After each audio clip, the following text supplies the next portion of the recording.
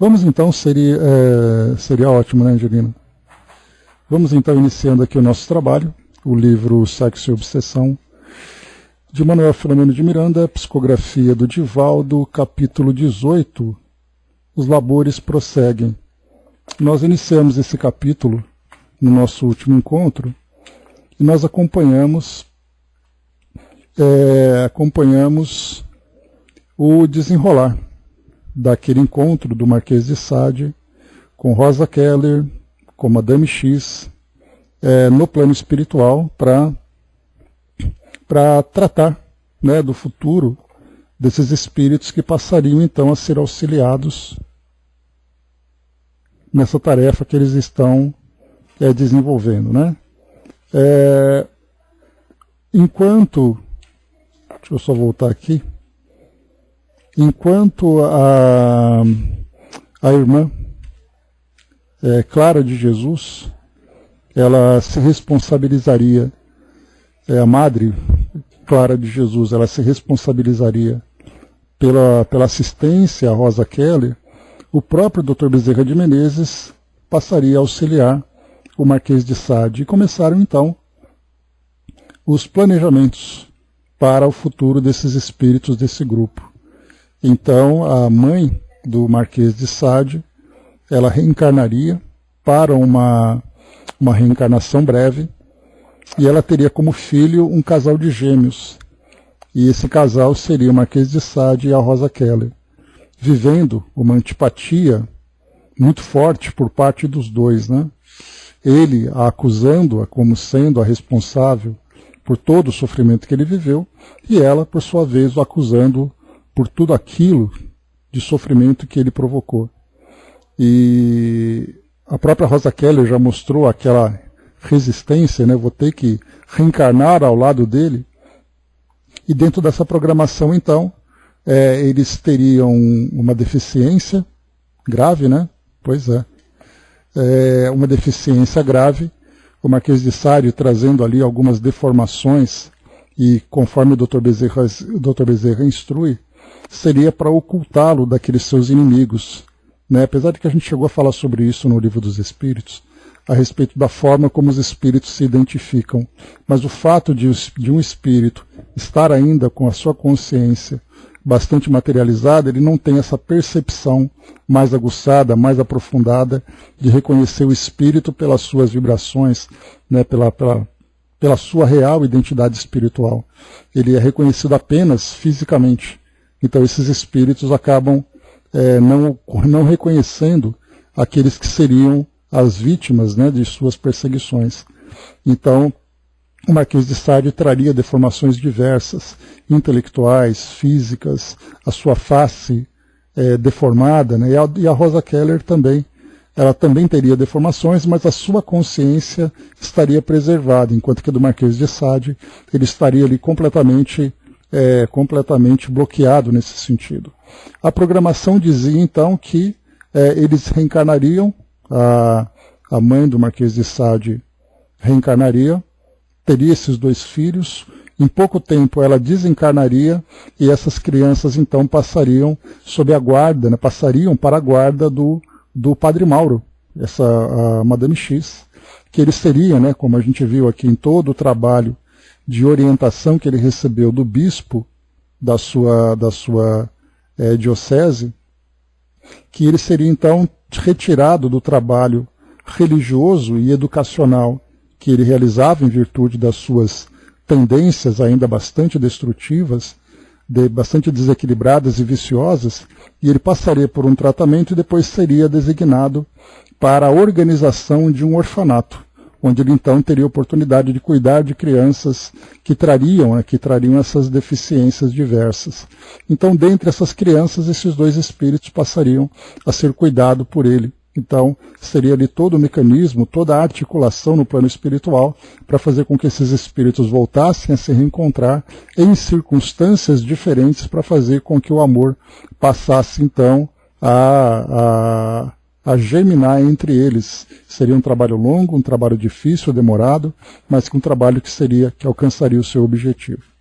A Rosa Keller foi retirada do local e levada para uma outra instituição. Ela foi adormecida pela Madre Clara de Jesus, e esse sono de repouso, esse sono tranquilizador que ela precisava, faria com que ela então depois despertasse numa outra instituição, onde ela então passaria a receber orientações para a próxima reencarnação. Então a gente vai imaginar que primeiro a mãe do Marquês de Sade vai reencarnar. Nós podemos ver ali uma reencarnação de 20 e poucos anos, até que ela tenha a idade de ser mãe.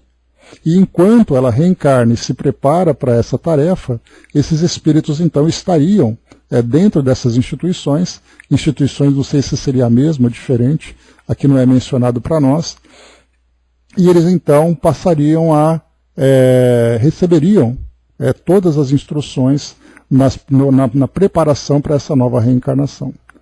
O Brás colocou no orfanato, né, que eu cuidava, tinha um rapaz que apanhava dos cobradores à noite e ficava Brás com hematomas, né?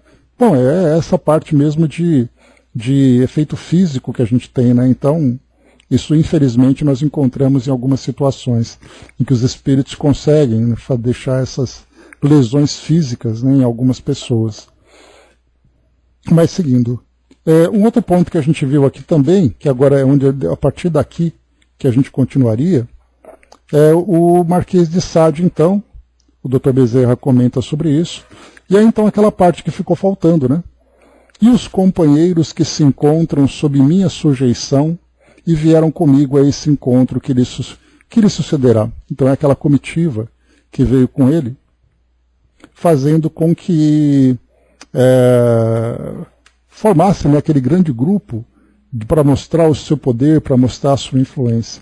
A partir do momento em que o Marquês de Sade deixa de ser o líder daquele grupo, haverá ali, né, outras lideranças que desejarão assumir, mas ao mesmo tempo, por todo o preparativo que foi feito, não somente dentro da instituição, para receber esses espíritos em especial, mas fora também, fazendo ali com que um campo vibracional, nós podemos imaginar isso, né, fosse criado para envolver esses espíritos, sensibilizá-los de alguma forma.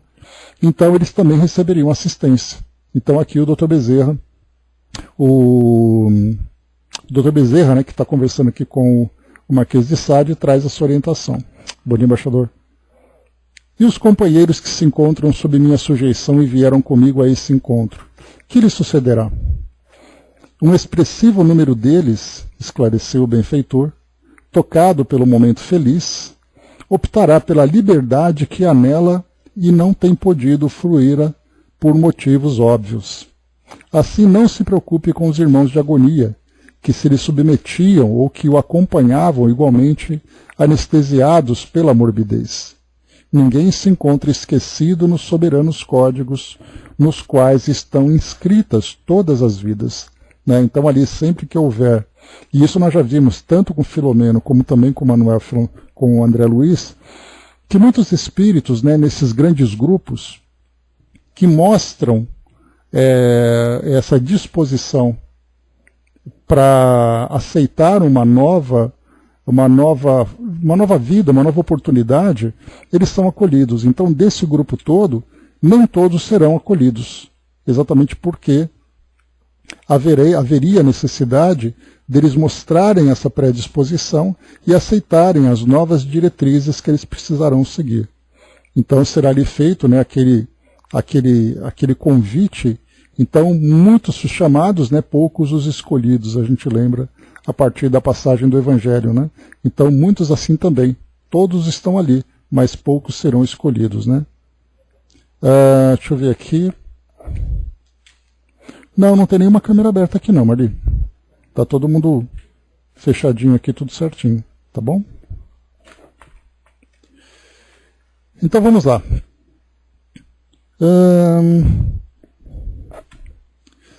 Nesse momento, aí volta o Dr. Bezerra então, conversando com o Marquês. Nesse momento, volva à infância. Recorde-se da figura de Jesus, que você execrou nos seus espetáculos de hediondez sexual, nas práticas obscenas que se permitiu e que dramatizou para outros desestruturados mentais e espirituais. Considere com serenidade a grandeza desse homem que se deu em favor de todas as vidas, mesmo as daqueles que o encarneceram e estigmatizaram com o seu ódio injustificável, por não poderem compreendê-lo e menos amá-lo. Entre os distúrbios de comportamento, é conhecido o fenômeno de transferência de conflitos de uma para outra pessoa. Quando não se pode alcançar outrem, ser-lhe equivalente, o inconsciente transforma a aspiração não conseguida em violência e ira, que é descarregada naquele que se encontra em posição superior, inatingível no momento pelo seu invejoso admirador. Assim, na sua alucinação e perversidade, o caro amigo desdenhava do homem de Nazaré pela sua superioridade moral e pelo estágio que alcançou, provocando-lhe rude e violenta inveja, acompanhada de desdém e desprezo. Pensa nele agora de outra maneira, altere o direcionamento mental e considere-o no seu verdadeiro significado, na grandeza que o caracteriza. Aqui, antes da gente continuar, pois é, vários livros, né, Brás, mas isso aqui também seria bem interessante. Aqui a gente já acompanhou, em outras passagens, espíritos que olham para Jesus como sendo alguém que merece o seu desprezo. E a gente já falou sobre isso, que não apenas no mundo espiritual, nessas histórias que nós estamos acompanhando, mas também aqui no mundo material, em que nós vamos encontrar muitas pessoas que não têm interesse de se aproximar de Jesus, dos seus ensinamentos, ou vê-lo, né, como sendo ali um orientador espiritual para a humanidade, não pela relação direta com ele, mas pela rejeição pela instituição que o coloca como sendo ali o grande representante. No caso, por exemplo, da igreja, né, ou das igrejas de modo geral, em especial das igrejas cristãs. Nós vamos acompanhar que as instituições terrenas, embora cheguem a nós aqui no mundo material, inspiradas, né, pelo plano espiritual superior, elas são regidas e dirigidas por encarnados, que também ali, embora tenham como missão a condução dos trabalhos, né, das suas, da propagação dos seus ensinamentos, elas são dirigidas por pessoas também imperfeitas. Bom dia, Andréa. Por pessoas também imperfeitas. E dentro dessa imperfeição, muitos desses ensinamentos são distorcidos. Então Jesus, que se mostra como sendo ali o grande representante dessa instituição, ele acaba ali sofrendo, né, os ataques, a rejeição por parte dos encarnados de uma forma indireta, né, porque na verdade é a instituição que acaba sendo ali atacada, né, e ele como representante acaba sendo rejeitado também. Então o convite que é feito pelo Dr. Bezerra é para que ele olhe para Jesus de modo diferente. Até porque o Marquês de Sade, na época, ele foi também ali acusado, ele foi também perseguido pela igreja, né? Então é a instituição terrena com quem ele tinha relação, e não com Jesus especificamente, que ele era apenas ali o autor da mensagem, né? Então agora o que é colocado para nós é que ele mude essa forma de ver Jesus, né, como sendo aquele grande espírito que vai trazer todas as orientações, e não como a instituição que o perseguia naquela época, né, porque ele era atacado. Imaginemos assim no contexto daquela época, né, nos púlpitos da igreja, nos sermões, tudo aquilo que era feito contra aquilo que o Marquês publicava, né, com as suas histórias, com o seu erotismo, com as suas obscenidades. Então ele era atacado também, e por isso a sociedade, de um modo geral, era influenciada por essa instituição, exatamente por causa do comportamento dele. E aí, por sua vez, ele então desprezava, né, tudo aquilo que estava relacionado com os ensinamentos morais da instituição, com o mundo espiritual que ela procurava revelar ali dentro das suas limitações também. Então agora o que ele é convidado a romper essa barreira e ver Jesus de um modo diferente, né? Vamos lá. O Marquês apresentava-se aturdido e expressava na face, ainda deformada, a diversidade de sentimentos que o afligiam, sem definição emocional que o ajudasse a assumir uma atitude de equilíbrio. Os longos anos de perversa distância dos valores éticos, da dignidade humana, do respeito pela vida e por todos os seus elementos constitutivos, dele fizeram um odiento e singular espécime, que somente vivia em função das baixas sensações a que se entregara desde há muito. Não era, portanto, fácil a mudança de conduta mental e de aceitação emocional. Esse Jesus, que lhe era apresentado, diferente do anterior, que detestava e de quem zombara, em razão dos absurdos religiosos que vigiam no seu tempo, chamava-lhe a atenção de maneira diferente, que, no entanto, não saberia como definir. Seria necessário muito tempo para que a conjuntura mental se alterasse e uma visão nova do excelente Filho de Deus se lhe assenhorasse da mente e da emoção. Aqui só um detalhe também que é bem interessante. 2 pontos aqui que a gente vai ver.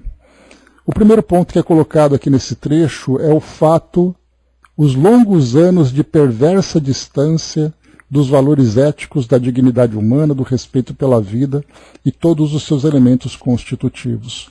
Durante muito tempo nós acompanhamos, que o Marquês de Sade, ele então, não apenas ali no início de 1800, que foi quando a sua história começou ali a se destacar, bom dia Andréia, que a sua história começou então a ser observada com mais atenção, mas também nas existências anteriores que ele vinha se deixando levar por todos esses abusos que ele fazia dessa força tão poderosa e divina que é a força da sexualidade.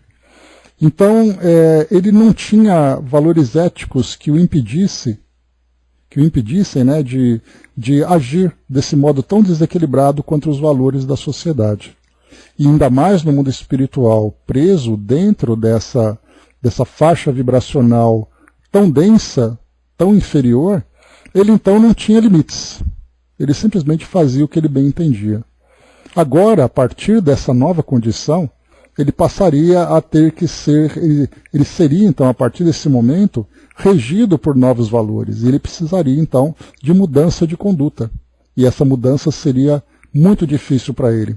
Daí então que a primeira encarnação, ele vem com uma limitação física, uma limitação intelectual, para que ele possa, entre aspas, permanecer anestesiado durante esse período para o início desse começo que ele precisa, então, trabalhar. Então, quer dizer, é uma fase muito difícil. É o que acontece, por exemplo, nós podemos ver nos relatos, nas reportagens, que falam, por exemplo, sobre um indivíduo que é preso e passa por um processo de reabilitação. O indivíduo que é um dependente químico, por exemplo, que passa por esse processo de reabilitação. Vem aquela fase de abstinência, vem aquela fase de revolta, vem aquela fase de querer desistir de tudo aquilo para voltar para as facilidades que ele então tinha. Então tudo isso vai sendo para nós ali um grande desafio. E para esse espírito então que viveu condicionado durante séculos, dentro dessa liberdade, que na verdade se torna uma libertinagem dentro daquilo que ele viveu, nós podemos imaginar então todas as dificuldades que ele vai enfrentar nesse caminho. E no caso de Rosa Keller, embora ela não seja aquele espírito vicioso nesse sentido, ela é um espírito muito revoltado e bastante endurecido por tudo aquilo que ela viveu. Então, quer dizer, esse período de preparação que eles terão no plano espiritual para iniciar essa nova reencarnação vai ser um trabalho psicoterápico e ao mesmo tempo fluídico bastante intenso que eles vão viver. Para iniciar, porque a gente lembra que essa proposta é uma proposta de renovação. A gente lembra sempre que a intenção é nobre, esperando que os melhores resultados cheguem dentro do seu tempo. Mas a gente lembra também que existe o livre-arbítrio dos envolvidos que podem facilitar ou dificultar esse processo. né? E aí a gente vê dois espíritos que passaram por situações muito difíceis nesses últimos séculos e que agora começam a viver de um modo diferente. Então tudo começa com essa reencarnação, que é esse primeiro choque, que é esse primeiro contato. Depois nós teremos, né, conforme o tempo vai passando, novas reencarnações em que eles vão sendo dirigidos ali, cada um dentro, né, do seu caminho, que pode ser junto, que pode não ser, a gente não sabe, em que esses espíritos continuem se reencontrando, ou eles encontram ali um afastamento para depois um novo reencontro. Então tudo vai acontecer, tudo vai depender daquilo que essa reencarnação vai proporcionar para eles e do resultado que vai trazer, que vai ser trazido também. Né? Tem dia que fico pensando, né, tamanho do resgate de Jerônimo de Mendonça, né? Pois é, então, ele nem é falado também, né, Brás? Pelo menos eu não me recordo também de nada relacionado a ele. Mas o que importa é, né, o exemplo que ele está dando agora, né, na sua nova, nessa reencarnação que ele teve. Seguindo, vamos lá?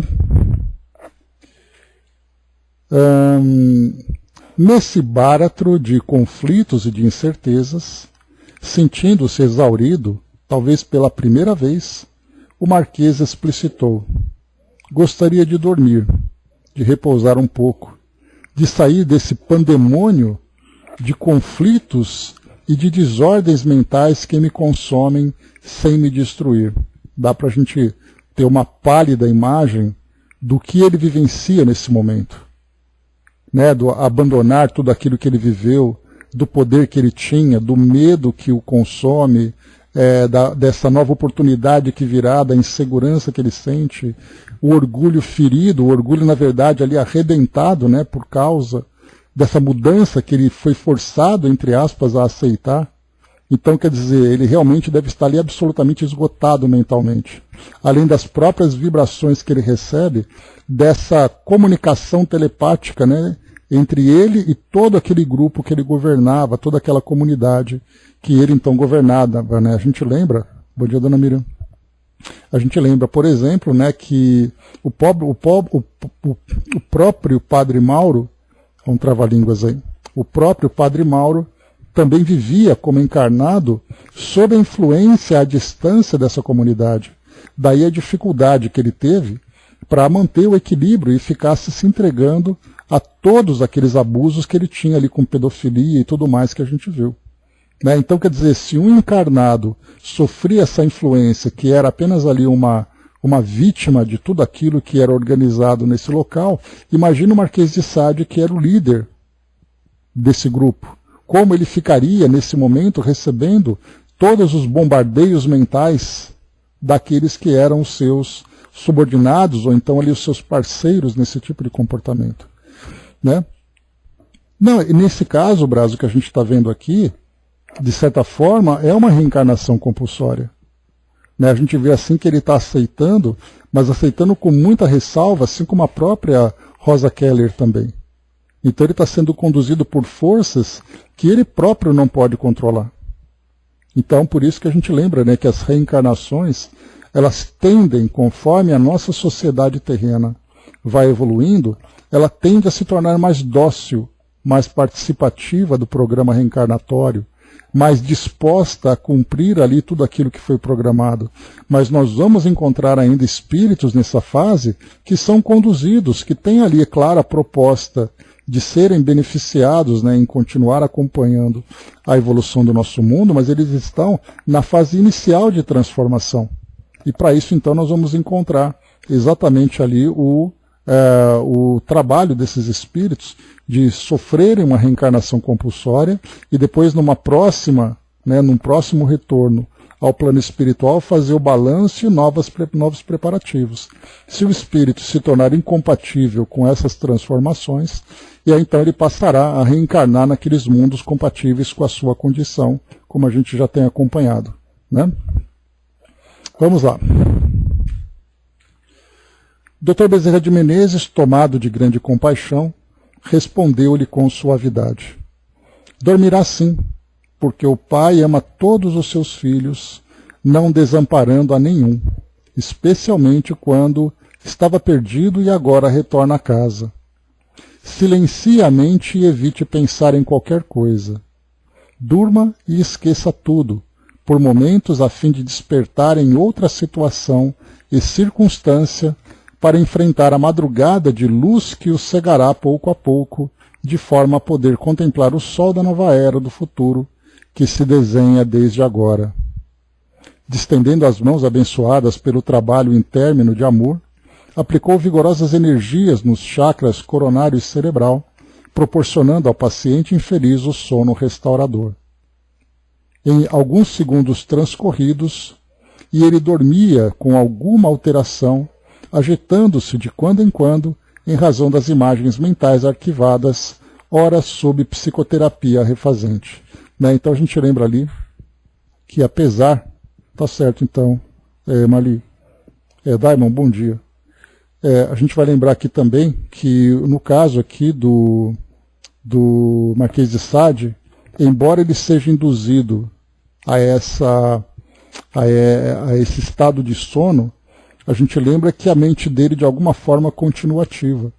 E a gente já viu em outras situações que espíritos que estão adormecidos continuam com as imagens, com as lembranças, com os anseios, né? Porque é como se fôssemos nós. Muitas vezes aqui, infelizmente, já tivemos a situação de vivenciar algum evento que nos trouxe aquela ansiedade, que incomoda o nosso sono, que a gente tenta descansar e não consegue, né? Então, quer dizer, se uma situação da nossa vida material, que é uma situação relativamente simples diante do contexto da nossa reencarnação, nos provoca esse tipo de abalo, imaginemos a mente do Marquês de Sade como se encontra, que mesmo sob o efeito daquele tranquilizante para que ele pudesse adormecer, a mente dele não se desligaria da realidade que ele tinha vivido durante tanto tempo. Então aquele condicionamento mental continuará fazendo com que ele ficasse bastante perturbado naquele sono. Então nós vamos ver, até alguns relatos que já foram trazidos, que algumas vezes os espíritos adormecem, mas eles são vistos quase que convulsionando, né, naquela agitação, naquele medo, naquele sono intranquilo, porque a mente deles continua ali absolutamente ativa. Então, mesmo que ele tenha um sono profundo, o seu inconsciente não está neutralizado, não está adormecido totalmente. Então ele continua ainda naquela agitação. E somente com o passar do tempo, a gente não sabe quanto tempo ele vai ficar assim, nesse adormecimento para depois despertar. A gente já viu, por exemplo, que espíritos que desencarnam ficam algumas vezes 2, 3, 4 meses adormecidos, né? Para poder ali ter aquela tranquilidade e despertar com um outro tipo de comportamento mental e emocional.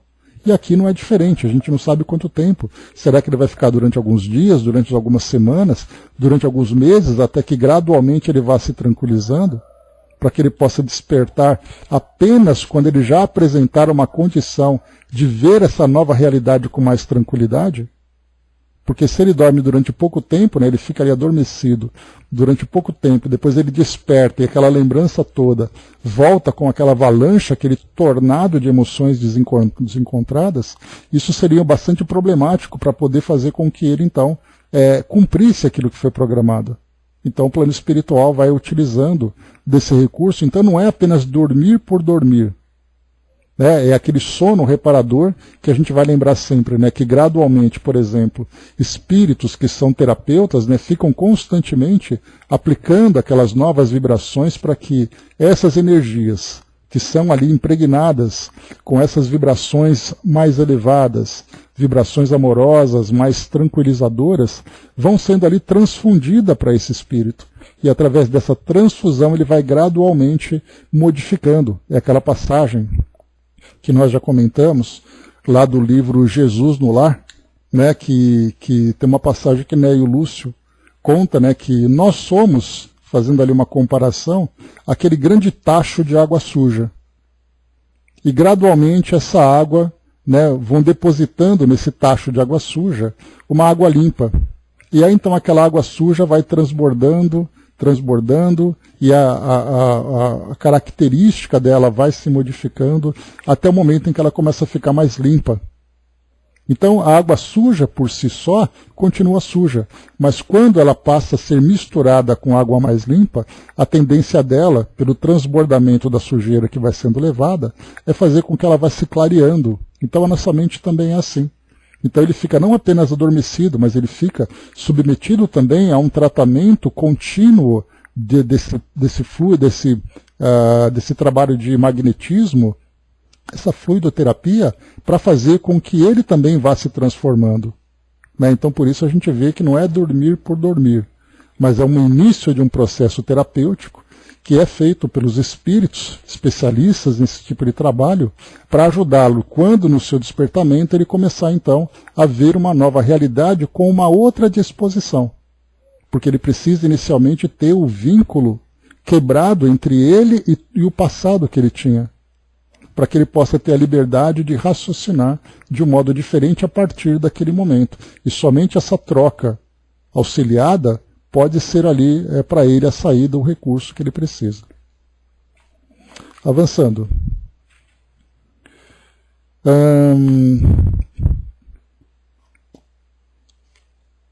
Durma e esqueça tudo por momentos a fim de despertar em outra situação, em circunstância que a gente já viu.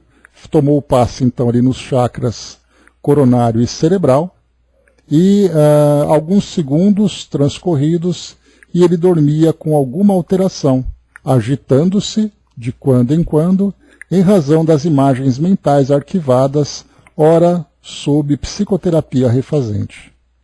Madame X, lembrando que Padre Mauro se encontrava transfigurado nessa sua personalidade do passado, Madame X, que acompanhava as diversas fases da incomum experiência espiritual, chorava discretamente, quando o irmão Anacleto e Dona Martina se lhe acercaram, cabendo ao mentor esclarecê-la. Lembrando que Dona Martina é a mãe do Padre Mauro, desencarnada. A partir desse momento, os vestígios rigorosos da conduta perniciosa de Madame X apagar-se-ão da memória, a fim de que as experiências iluminativas do futuro possam conduzi-la com segurança para o objetivo libertador.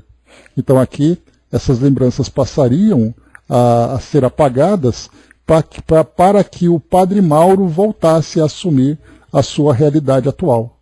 Porque o trabalho todo estava feito em cima dele, nessa condição de espírito encarnado com esse trabalho para ser feito.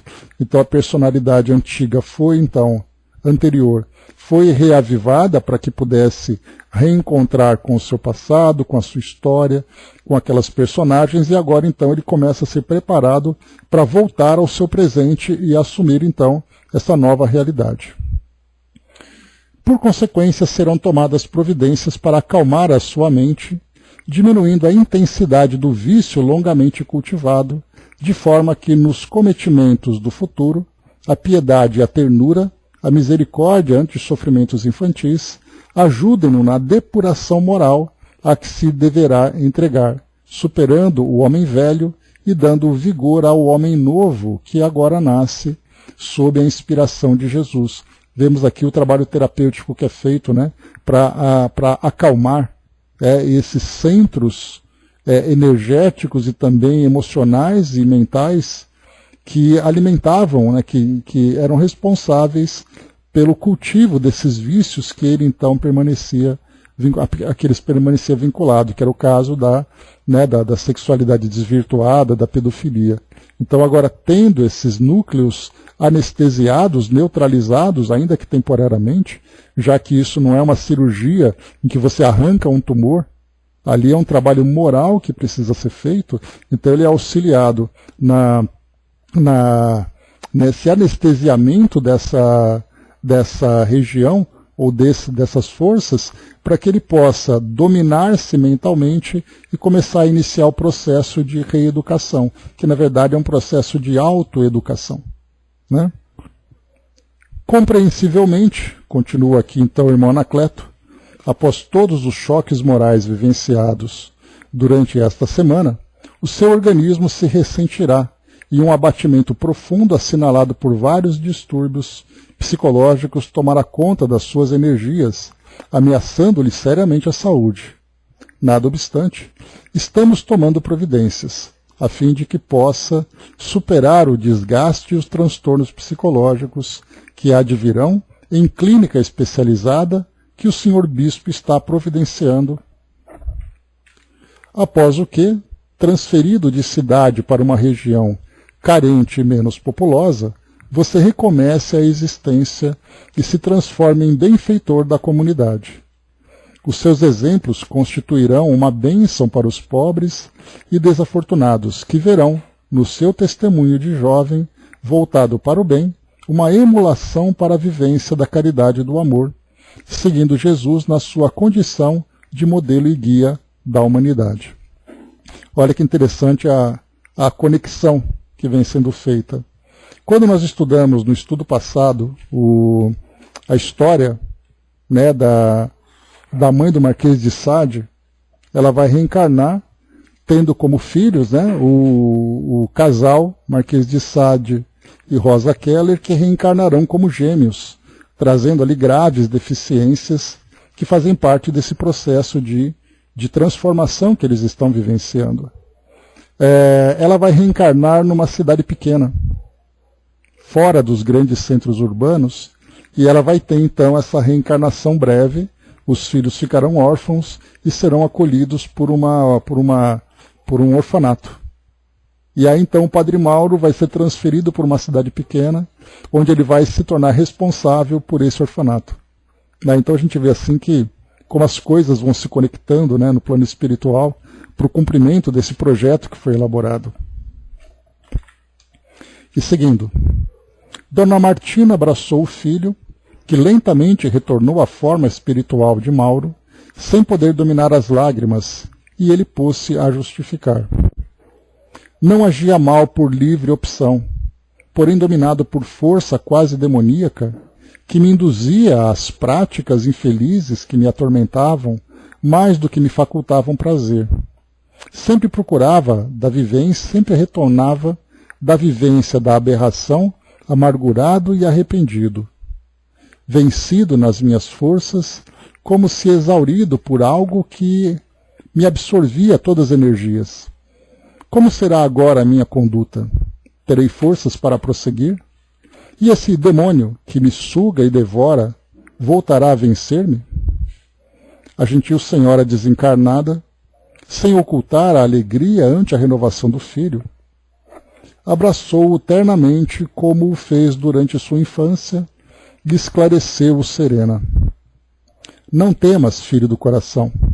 O amor do nosso Pai convida-nos agora a novas providências, a experiências libertadoras.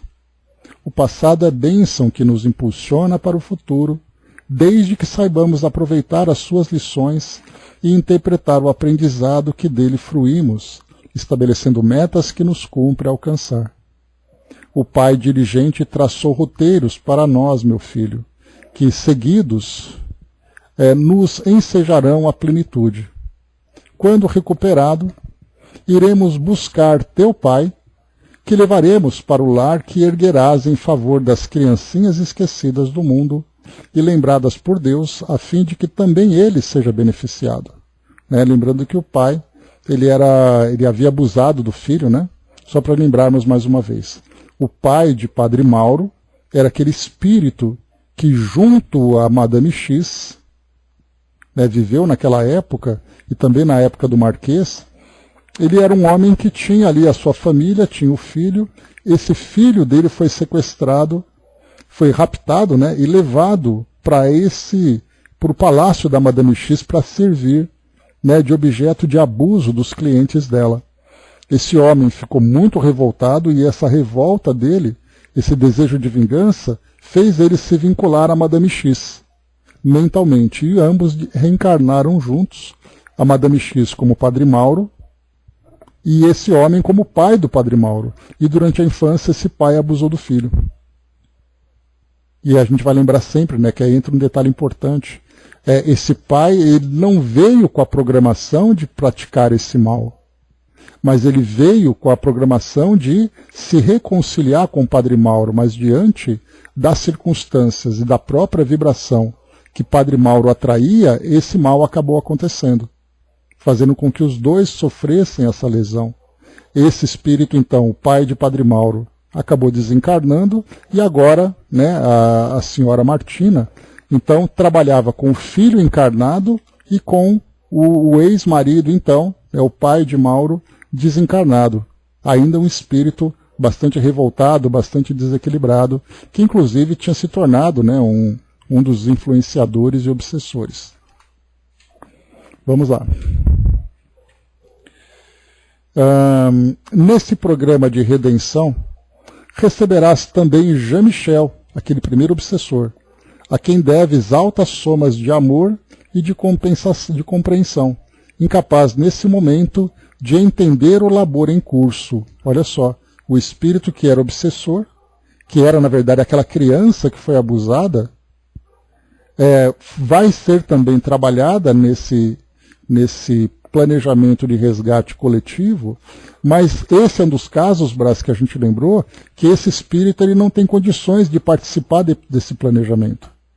Por isso foi colocado, a quem deves altas somas de amor e de compreensão, incapaz nesse momento de entender o labor em curso. Então ele vai ter ali uma reencarnação que vai ser uma reencarnação compulsória, em que ele será conduzido para essa experiência para iniciar esse trabalho de despertamento.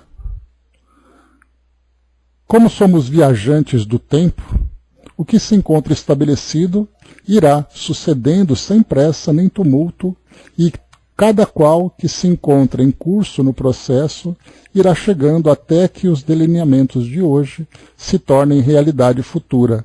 E futuro esse que vai ser ali de acordo com o tempo, né, de cada espírito, né? Então a gente já lembra que o trabalho de Mauro vai ser um trabalho de reeducação emocional e moral durante essa terapia que ele vai receber. A mãe de Marquês de Sade terá aquelas 2, 3 décadas de vida terrena, em breve iniciada, para receber depois o Marquês e a Rosa. Então nós estamos falando de um planejamento que vai durar aí pelo menos 30, 40, 50 anos, envolvendo esses espíritos. Né? Então veremos ali, né? Então quando se fala, começa agora e aguardamos o desenrolar.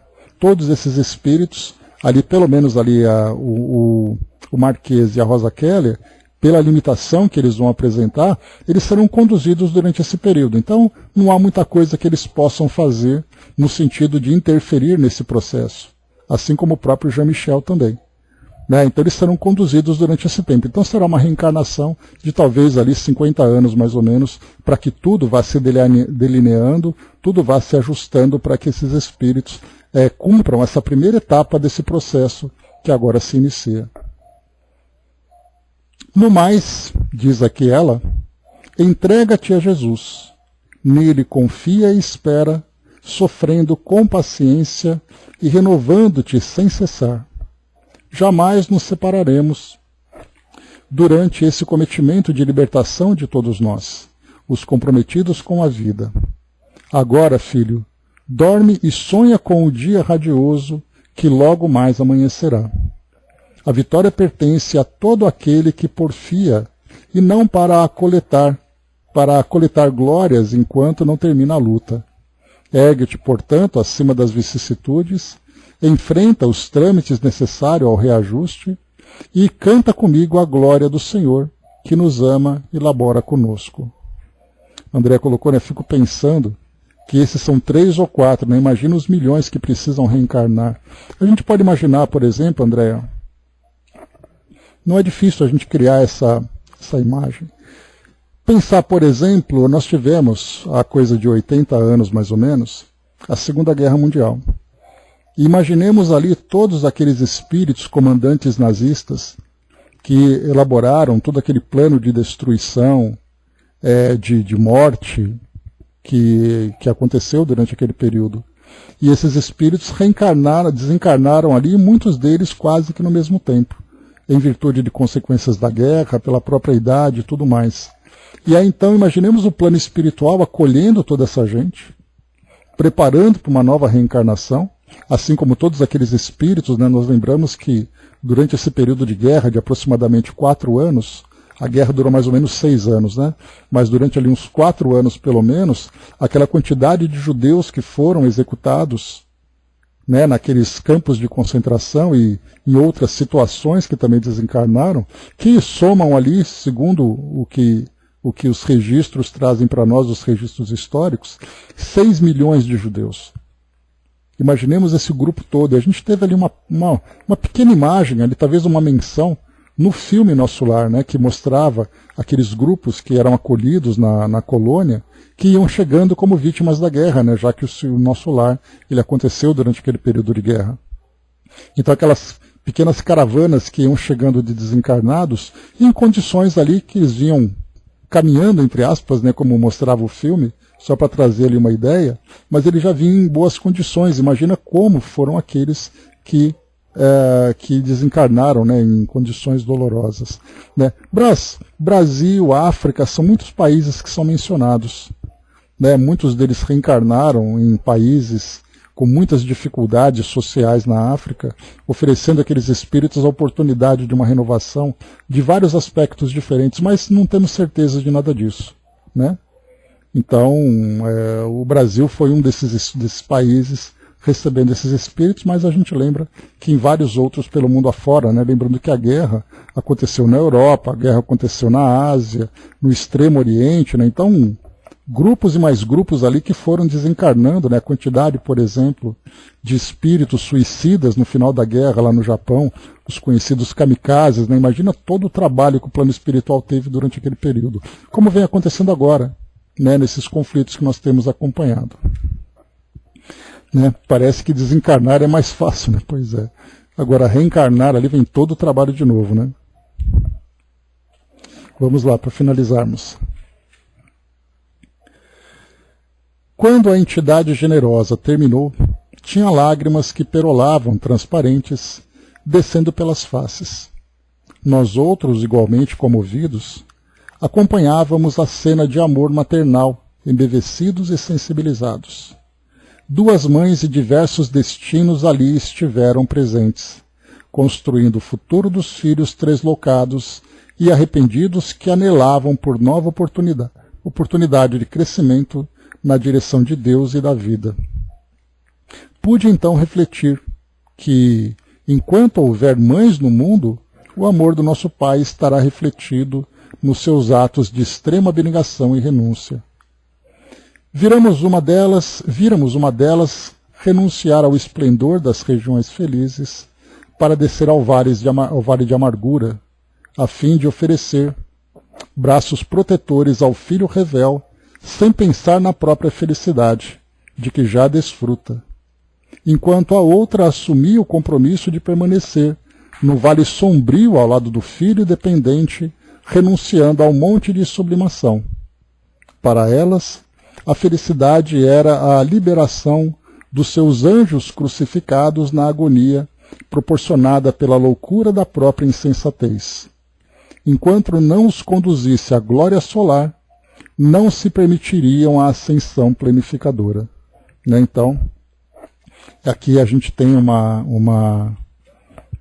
panorama, né, que a gente já conversou em outras oportunidades, que falava, por exemplo, que a visão limitada que nós temos no mundo é que o espírito desencarna e se ele é um espírito bom, ele vai para o céu, ele vai para o paraíso. Até encontrarmos essas mães que só encontrarão o paraíso em seus corações quando aqueles que elas tanto amam também estiverem com elas. Então ela pode estar numa condição superior, como foi o caso dessas mães que nós acompanhamos. Mas os seus corações estão presos no mundo físico ainda, pelo fato daqueles que eram seus filhos, né, filhos do coração, estarem ainda nessa condição tão atrasada e tão difícil. Assim como outros compromissos também que as prendem. Então elas podem estar nessa condição, mas o coração não está em paz. Porque ele só vai ficar em paz de fato quando todos os seus amores também estiverem ao lado dela. No mesmo sentido de estarem ali também encontrando essa mesma paz. Por isso, então, quando a gente vê aquela analogia que fala para nós, né, que o céu e o inferno está dentro de cada um, é exatamente isso. Mesmo que fluidicamente o espírito esteja lá, ele só estará definitivamente em paz quando todos aqueles que caminharam com ela estiverem também nessa mesma condição. E ela tem, claro, condições de auxiliar, mas ela renuncia àquela posição para estar ao lado desses espíritos. A Cindizinha colocou, né, não é à toa que no Livro dos Espíritos diz que o amor materno é o mais próximo do amor divino, né? Acho que é no Livro dos Espíritos que diz isso, eu também não me lembro, Cindizinha. Mas o Chico sempre dizia, né, que aquela expressão que ele sempre utilizava, que as mães, né, que faziam preces pelos seus filhos sofredores, né, e tantos são os filhos que causam ainda essas dores, né? Então ele dizia que as preces de uma mãe arrombam as portas do céu, né? Então, quer dizer, uma expressão que ela é poderosíssima, né? E tem uma expressão judaica que diz assim, né, que era um provérbio, né, um provérbio judaico, que ele diz assim, né, que como Deus não consegue estar em todos os lugares ao mesmo tempo, ele criou as mães, né? Então são essas expressões poéticas, né, que representam palidamente aquilo que realmente é esse sentimento materno, né? Então a gente passa a compreender, quando nós vemos, né, a maternidade no nosso mundo, a gente tem ali a biologia que explica essa conexão genética, né, entre pais. Pois é, André. Né? Então, essa conexão genética entre os pais, nós temos a psicologia que fala, né, sobre o instinto materno, que é essa relação entre a mãe que gera o filho durante aquele período e essa conexão se estabelece. E as nossas ciências terrenas, né, tão limitadas, sequer conseguem compreender o vínculo espiritual que conecta esses espíritos. Né, esse sentimento que vem durante tanto tempo, acompanhando com renúncias que o nosso mundo material sequer consegue imaginar. E a gente tem o privilégio, né, de acompanhar essas histórias, esses relatos, essas experiências, para ver exatamente a profundidade, a intensidade dessa relação. E quando nós vemos ali uma relação de mãe e filhos, claro que nós temos ali que muitos espíritos, porque a gente lembra sempre que um programa reencarnatório, ele pode colocar o espírito em diversas posições. Ou seja, os grupos de espíritos que reencarnam com o objetivo de reaproximação, de se estabelecer o perdão, de reconciliação, ele pode se dar de diversas configurações. Os espíritos podem vir como vizinhos, como colegas de trabalho, como espíritos que se reencontram numa relação afetiva, entre casais, seja lá de que configuração for, na relação entre irmãos, entre pais e filhos, entre netos e avós, nos mais variados, mas a gente percebe que essa conexão entre mãe e filhos é uma conexão que proporciona uma troca de energias tão profunda que aqueles ódios que nós acompanhamos, né, nessas histórias e que infelizmente vemos ainda no nosso mundo, muitas vezes até dentro das nossas próprias famílias, nós vemos assim que esses ódios só podem ser transformados quando um sentimento desse quilate, dessa profundidade, consegue sensibilizar esses espíritos. Que inicialmente pode ser ali uma relação difícil. Então, talvez o primeiro contato que eles tenham é exatamente para começar a trabalhar isso, para diminuir a intensidade desse sentimento negativo e destrutivo que existe entre eles. Então, enquanto nós vemos aqui apenas um acaso biológico, ela ficou grávida, ela vai ter um filho. Quer dizer, não é ela ficou grávida, vai ter um filho, né? Existe ali tantas energias e tantos sentimentos ali envolvidos, tantas ideias que são trocadas durante aquele período que esses espíritos não compreendem. O simples processo de gestação, que ele é acompanhado por um obstetra, né, que vê ali a evolução biológica, a transformação até psicológica da mãe e a influência que exerce sobre o filho, espiritualmente existe ali uma correnteza de sentimentos e fluidos sendo compartilhada entre mãe e filho naquele momento, mãe e filhos, naquele momento que nós compreendemos muito pouco. Né? Então, assim, é algo belíssimo, algo sublime, quando a gente vê esses depoimentos, todas essas renúncias que são mostradas, para que o espírito assuma, né, uma maternidade nessa condição tão difícil, se doando para ajudar espíritos na sua reconstrução. Né? Então tem muita coisa que nós desconhecemos. Nós vemos apenas a poesia. Então nós imaginamos a beleza, a poesia, tudo aquilo que envolve essa relação. Quando nós vemos, por exemplo, no Dia das Mães, né, que mostram as mães abraçando seus filhinhos, os filhinhos ali apaixonados por suas mães, isso tudo é poesia. Porque a essência de tudo isso nós não conseguimos ainda compreender. Talvez nós não tenhamos ainda nem maturidade espiritual para compreender a profundidade e a intensidade dessa relação. Mas estamos caminhando, porque, como estudantes que somos aqui dedicados a esse aprendizado, né? Então fica assim, meus amigos, né? Terminamos aqui mais esse capítulo. E o próximo aqui para nós, liberdade e vida. Então começa aqui mais uma vez uma outra passagem aqui para a gente acompanhar os trabalhos feitos. Cindizinha colocou, né, na época que tive Covid, a coisa andou meio travada, né, meus exames não melhoravam. Você sempre dando susto, né, Cindizinha? Você gosta de aparecer também, né? Daí, num dia que não havia mais nada que minha família pudesse fazer no sentido de conseguir minha transferência, mãe caiu meio que no desespero, né, ajoelhou e fez uma prece. Ela conta que só deu tempo de parar de chorar e o telefone tocou, né? O médico tinha conseguido a vaga que eu precisava, né? Escrevo isso, me emociono, porque não foi a primeira vez que as preces dela me salvaram, né? Pois é, né? Então, assim, quando o telefone toca de lá, sabendo que é da sua casa, o pessoal já atende rápido porque a coisa está pegando, né? Mas é lindo, né? É lindo a gente ver esse trabalho todo que é feito, né? Toda essa mobilização que a gente tem de sentimentos que a gente não compreende. Né? Então, assim, são sentimentos que quando a gente vê, né, dessas histórias, né, que a mãe, quando vê o filho em perigo, vira uma leoa, também tudo isso é poesia, porque a gente não consegue imaginar as forças que são mobilizadas quando um coração de mãe grita. É uma coisa bonita de se ver. Né? Então fica aí para nós essa grande lição, para a gente olhar além daquilo que o biológico, que o material pode mostrar. Né? A gente consegue entrar no espiritual, que aí a gente vê que existe ali um universo completamente desconhecido para todos nós. Quer dizer, quase, né? Porque a gente tem trabalhado para aprender cada vez mais.